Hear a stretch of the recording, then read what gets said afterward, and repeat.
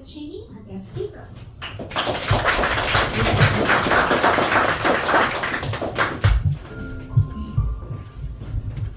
Well, y'all threw me for a loop here this morning. Why? Uh-oh. Okay.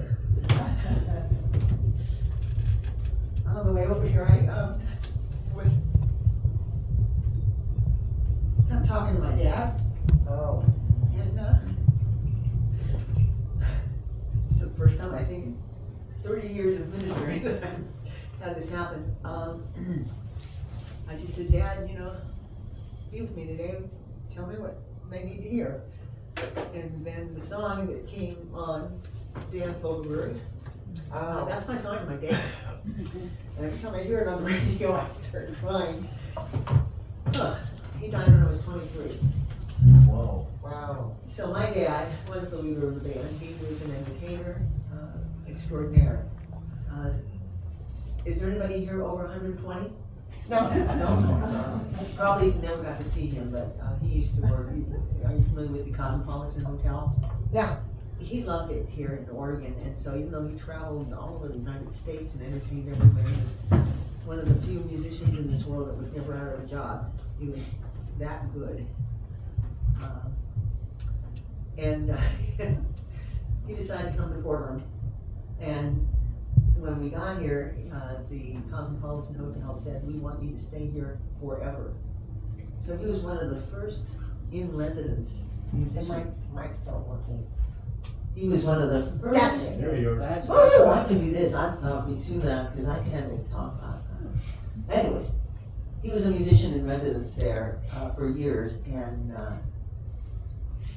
anyways, so I'll get through this. What I do want to say to you is that he played piano and he did everything by ear, and he was he used to imitate. We would have pictures of him with Jimmy Durante and interestingly enough, Andy Thomas, other people. And so here we are. Anyway, you threw me for a loop. Now I'm going to unloop and get back to what I was going to be talking about. The funniest part of this whole thing is I left my notes home. Now, I've done this many times before. I've left notes, and that's okay. We're going to be fine. Do you need me to move anywhere? Okay, good enough. So, one of the things that I wanted to talk about is that men of our generation, I won't tell the age at this point, but men of our generation grew up believing that they had to live up to certain standards. And I call it the 3 R's of fatherhood. So I did grab a note for myself so I wouldn't forget things, but the first one is that they learn to be responsible. Now, whether they got that from their own fathers or they got it from radio or television or whatever, you gotta be responsible. It's up to you. Be a man. You are the man of the house. Now, again, I don't know if he got that message from his father, but I know growing up, I know that he had that sense of responsibility, and that it bothered him a lot that he had to travel so much as a musician because he wasn't always available. So being responsible gave him some guilt. My mom didn't lay that on him. She supported him in every way. So it was a good thing, but at the same time, he struggled with that. Be a man, no feelings. But my dad couldn't help himself because he had feelings and he shared them all the time. I never was without them, but I know he struggled with himself. The second R, you have to learn to reason. You have to learn to reason. If something's going on in your life or whatever, you have to stop and think reasonably. And that didn't mean have feelings involved. Over the years, as a minister and as a human being, working to understand my own understanding of God, I've come to feel that the whole way that God guides me is through the inner sense. Does this feel like the right thing? Well, my dad wasn't allowed that. He was in his own mind. He had to figure it out himself. So reasonableness is choose wisely, don't guess. I wouldn't be standing here if that was my life. The third, remodeling. Okay? Fix what's wrong. You're the man, let's go in this, think about it, be reasonable, and figure out how to do it. So,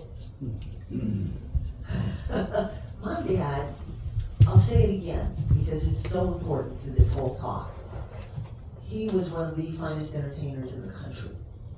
Okay, this is not just he didn't just play piano, he was amazing. And I remember as a little girl, watching him and being in awe. But you know what he would have rather been able to do? Fix a toilet. I even had to write some of this down. There were so many, I had to think which ones. Oh, Dad and the hammer, that we're doing. Fishing pole. Okay, you love to go fishing. So, one day, I guess I was a teenager, I was just getting out of high school, ready to go to college, and all of a sudden, I hear this funny sound in the house. It sounded sort of like this. Ooh, it kept getting louder. And I hear my dad get out of bed, and he has kind of squiggly legs, and I hear, this is what I hear from my bedroom. He's going downstairs to fix the toilet. Well, all he heard was bang, bang, bang, crash, bang, bang, bang, bang. He didn't know what he was doing. He had no clue. But he thought, I gotta do this. And all of a sudden, the ooh that was still going, it stopped. It just stopped. I hear him come up the stairs, he's walking back to the bedroom, and I hear him say to my mom, well, now you can call me the plumber. My mom and I are just quiet, because within 30 seconds, is what we heard. Ooh, all together now. Ooh. Here he goes again. That was one of the ways that he had to be a fixer. He had to remodel things, if necessary. So we had a fence in our backyard, and he was asking me to help him out getting this fence built. And I said, okay. And he said, now you hold this part with your hand over here, and I'm going to be hammering about here. So it's about 3 feet away from me, right? And I don't know why the thought came into my head. I thought he was going to hit my hand. And I thought, that's a dumb thing to think, until he did. Oh. Now, luckily, he realized it was happening, and he stopped, and he went, oh no, and he grabbed me and held me. This is not a man who would do anything like this. But it was just a funny thing, because that was my dad. That's what happened to him when he would try to do things that he was not meant to do in life. Okay? One more, we went fishing.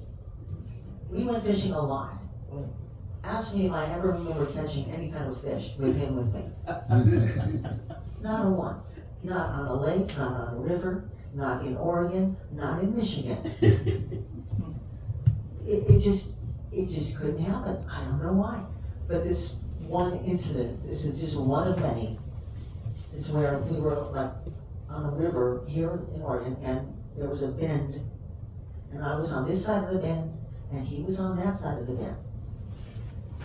And all of a sudden, I hear this sound. This is my father. When my father was aggravated, he never swore, but he made a sound. And this is what I heard. God! That's all I heard. I thought, uh-oh. But I started laughing, because I knew I was going to see something funny. I didn't know what. I walked around the bend, and there's my father standing there with the handle of the pole. The pole, I didn't know where it was. Apparently, when he cast out, somehow the pole just broke off and flew into the water. And along with his brand new reel, that he loved.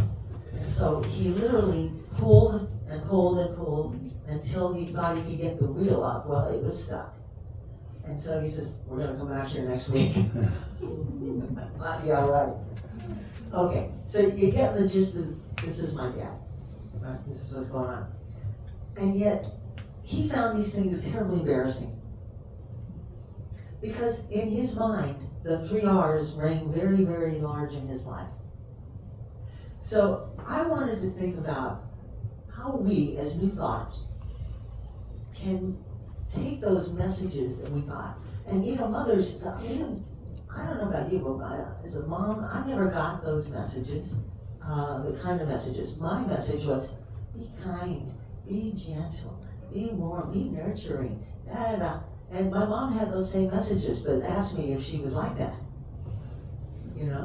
She was basically head of household for many years because it was gone a lot of that time. And women don't get the same message. Now, maybe they do, maybe the girls that are growing up today, maybe they get that message. I hope we gave that message to our son. Our son is 47 now. He's married. They live very close to us. I don't feel a sense of guilt from him at all. Think about that.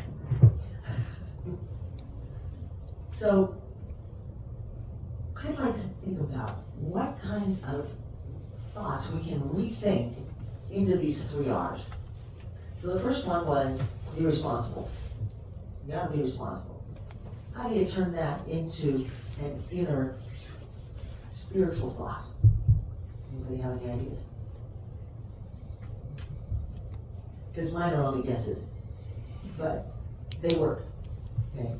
So instead of thinking, I have to be responsible, it's more, I need to be aware. I just need to feel it out. I need to think. It's neither feminine nor masculine.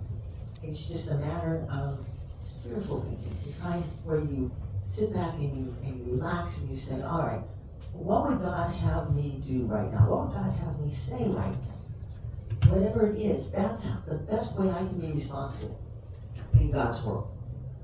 And a lot of people don't like my responsibility methods because they think I should do things this way, the outside the body way.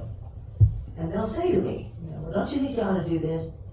And I'll say, it doesn't feel like the right thing to do. That shuts them up every time. Think about this for a minute. Somebody says something to you, tells you you should do something a certain way, and you don't argue with them, you just say simple words. That doesn't feel right to me. And they can't go very much farther. Think about it, that works. Yes. Reasonableness, the ability to reason. It's taught to us as an outside thing. Look at it logically. Has anyone here ever found God to be totally logical? No. Not in my life, although I expect it. Okay, God, show me how to do this. Show me how to do my talk today without having all my notes present. And then leader of the band comes on. And that wasn't the planned talk. But God is not like that. God is not reasonable in that sense. And yet everything that happens as a result, if I listen and I follow and I do the best I can to sense it out, all of a sudden, God becomes very reasonable. What do you think? Oh, the remodeling. All right, are we taught to fix things? Aren't there books written about not being an enabler? All kinds of books, huh? Why? Because we do that. We want to fix things. Somebody tells us they've got a problem with something, and we go, oh, well, if you'd like to talk. No. What they really mean to say is, I'd like to talk because I have some ideas for you. But that's a point of being where men tend to get the fixed thing more than women, although we do it a little differently sometimes. And far be it from me to be what would you call it, a genderist, or seeing, but I really don't try to look for that, but I have to acknowledge that in our generation, we were raised with that idea that some of us have to be stronger than others, And the little women usually don't need to be, and the men need to be over it. And those men that are not, like my dad, he was a kind, gentle soul, and he couldn't do that if he tried his whole life. He couldn't be what he thought he was supposed to be. So he had a great deal of guilt about it. And I never realized that until I was an adult, until my father was gone, until I started to look at his life and say, wow. And I started having this great appreciation for him. And somehow I pray, I don't know what happens when we move on. I don't know. I'd like to think that somehow or another we're going to be able to communicate in some way with people that we love and miss. But I don't know that. But what I do know is that my dad did his best in this life to try to be who he was and who he thought he was supposed to be.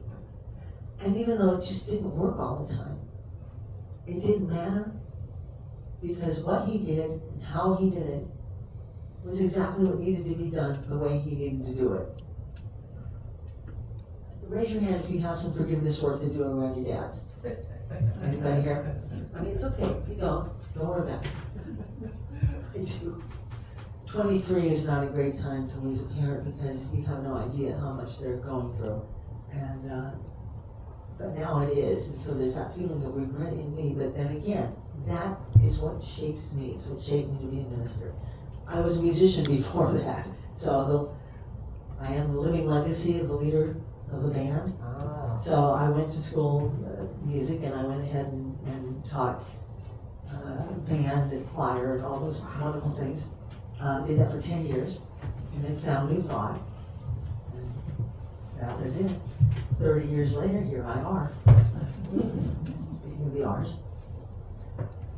So with that in mind, I mentioned Danny Thomas because you know that Danny Thomas, he's the one who founded St. Jude's. He founded St. Jude's. He also was a friend of my dad's. Oh, wow. And he said to my dad one time, and I remember I was a little girl at the time, but I never forgot it. They were working together in a club, and he walked up to my dad and he said, Charlie, he said, you are a far better entertainer and musician than I will ever hope to be. And I just never forgot that. And I knew it was Danny Thomas, his daughter, Marlo. Marlo was a little girl too. She was older than me, but she had the long, straight, skinny hair, the nose sticking out, that kind of thing. And that's how I kind of knew that family. And one of the songs that came up on Make Room for Daddy, does that sound familiar? Yeah. Okay, good. I'm not alone then. I'm going to sing it for you as an ending to my talk. And I thank you all for your indulgence today. And hopefully it brought you something to smile about and to feel about.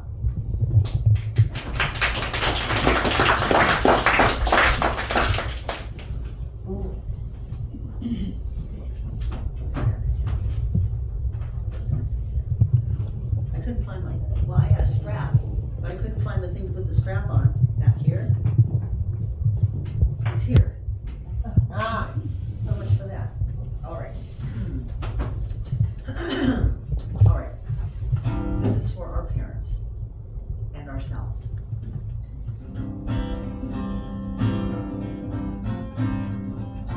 Be kind to your parents, though they don't deserve it. Remember they're grown-ups, a difficult stage of life. They're apt to be nervous and overexcited, confused from the daily storm and strife. Just keep in mind, though it sounds odd, I know, most parents once were children long ago. Incredible! So treat them with patience and sweet understanding, in spite of the foolish things they do.